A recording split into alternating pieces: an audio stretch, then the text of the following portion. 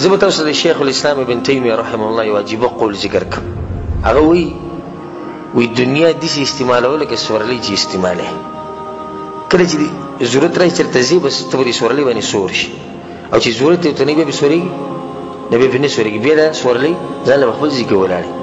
وی داسې استعمال که شیخ الاسلام ابن تیمیه رحمه الله وی داسې استعمال که لکه څنګه چې ته امام د قضای حاجت دپاره استعمالوي.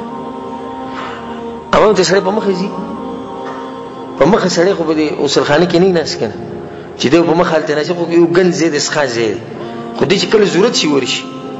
سبحان الله. زمونږ شیخ العلامه ابن عثیمین رحمه الله هغه څه وایي، هغه د شیخ الاسلام ابن تیمیه دا قول نقل کړو. بیا وایي وګوره وایي دنیا چې څوک پېژني هغه یې څنګه پېژني.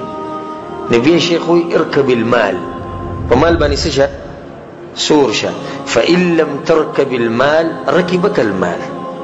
او که په دې مال باندې سور نشي نو مال به د باندې سور شي، او مال چې د باندې سور شو دنیا او آخرت ته تباه و برباد شي. څومره قیمتي خبره. په مال باندې سور شه، که په مال سور نشوي مال به د باندې سور شي، او مال چې د باندې سور شو دنیا او آخرت به یې تباه شي. سړی په مال باندې سړی څنګه سورېږي؟ ولې دا مال څه سورلی دی؟ دا مطلب دی چې ته بې حقیقي سور شي. مطلب دی چې دا مال په خپل ګرفت کې راوله چې ستا نه لاندې به تا له پاسه نه وي.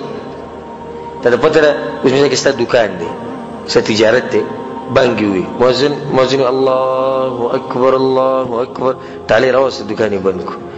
دا سړی اوس په دې خپل مال باندې سور دی. دا مال د ده په ګرفت کې دی. نه د دې مال ته ووایي ماله صحیح دی چې ته زما مالې، خو دې چې رب العالمین ما ته آواز کوي دا خپل مال یې پرېښو او لاړ رب العالمین. دې سړي دا چل ونه کړو، د الله خبره یې وانه اورېده، د مؤذن آواز د وانه اورېده، د هغې جواب یې ورنه کړو، او په مال سور نه شو. نو څه چلو شو؟ مال پې سور شو، نو په دوکان کې ناست دی، هلته مونځ کېږي او دی خپله دوکانداري کوي. دې ته وایي د مال سورېده. مال چې په انسان باندې کله سور شي نو دغه دنیا او آخرت تباه شي.